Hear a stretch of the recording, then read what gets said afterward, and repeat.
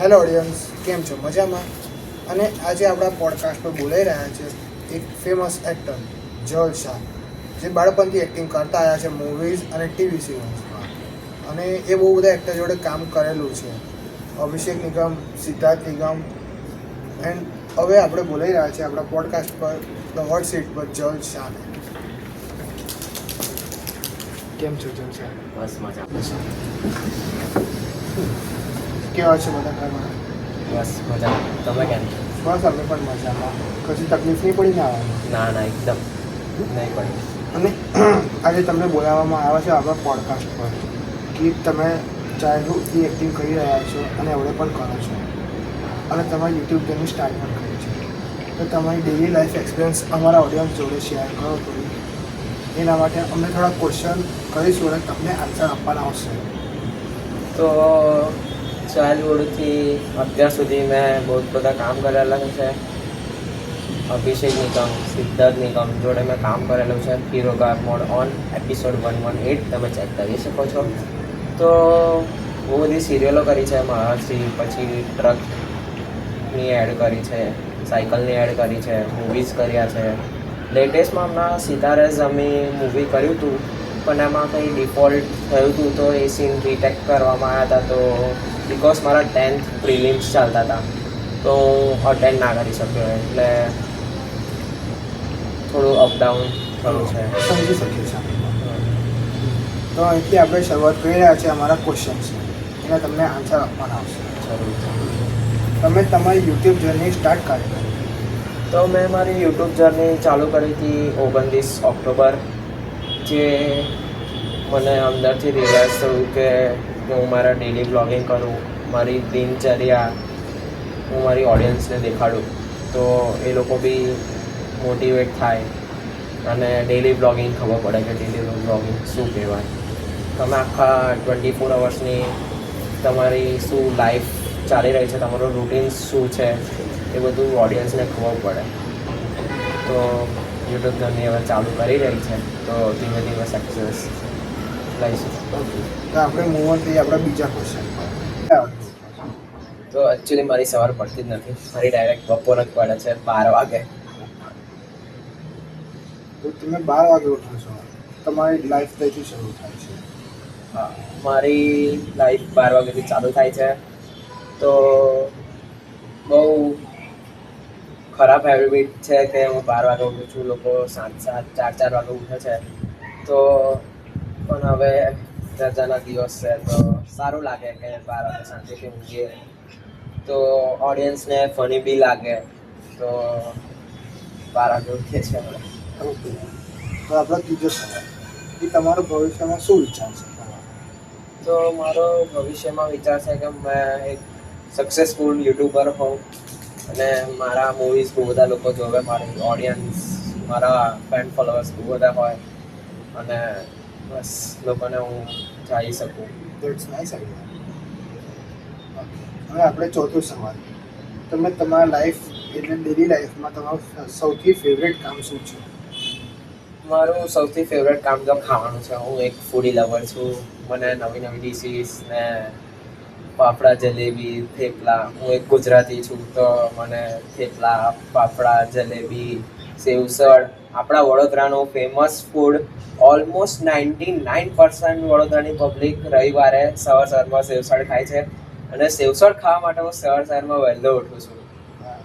12 વાગે નહીં ઉઠે? ના સવારમાં ક્રિકેટ રમવા જાઉં છું અને પછી ત્યારબાદ ભાઈબંધો સાથે સેવસળ ખાવા જાઉં છું. આ જે રીતે તમે કીધું, હવે તમે ફૂડી છો. અમે તમારી ચેનલ પર જોયું હતું, તમે એક ફૂડ ચેલેન્જીસ પણ કરેલા છે. હા, એ ફૂડ ચેલેન્જ બહુ જ અઘરી હતી. અને એ ફૂડ ચેલેન્જમાં એવું થયું હતું કે મારો એક ફ્રેન્ડ છે મિતભાઈ, એમની બી ચેનલ છે મિત અનસ્ક્રિપ્ટેડ, તો એની ઉપર તમે મારો બ્લોગ જોઈ શકો છો. તો એમાં થયું હતું એવું કે એક દિવસ અમે આમ રેન્ડમલી બેઠા હતા, તો એમને કીધું ચલો આપણે ફૂડ ચેલેન્જ કરીએ. તો મેં કીધું હા ચલો કરીએ.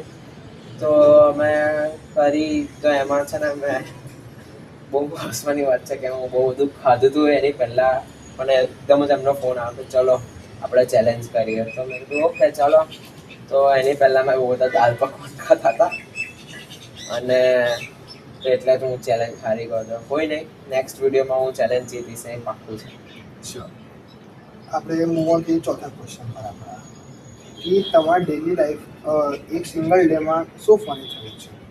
મારા એક બહુ ફની સીન્સ થયેલા છે મારી લાઈફમાં, પણ હું એક સીન તમારી સામે કહેવા જઈશ કે હું એક દિવસ ઊંઘમાં ટ્યુશન ગયો હતો, બટ એમાં ઊંઘમાં ચલાવીને ગાડી ટ્યુશન પહોંચી ગયા.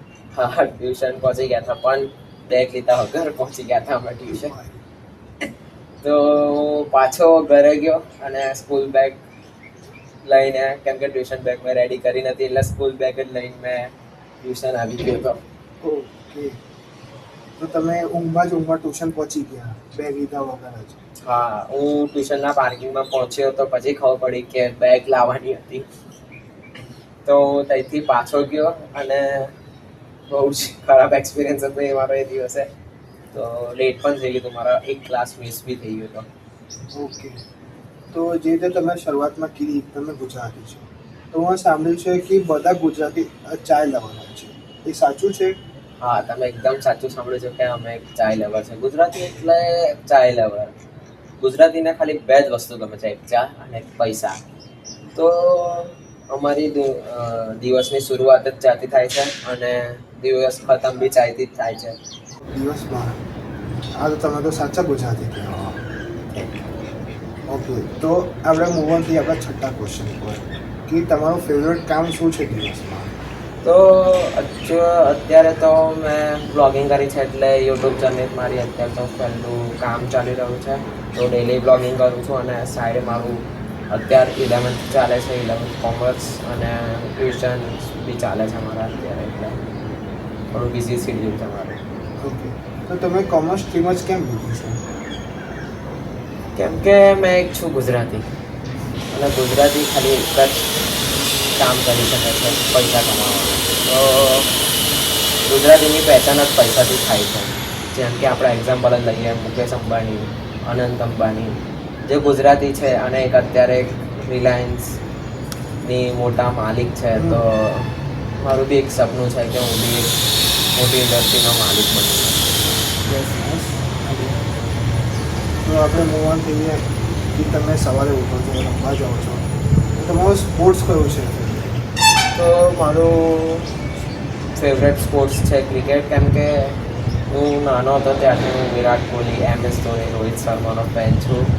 તો મને ક્રિકેટ ગમે છે અને દેટ્સ એની સ્પેશિયલ્સ છે, કેમ કે રોહિત શર્માની ભૂલવાની એક્ટિંગ છે.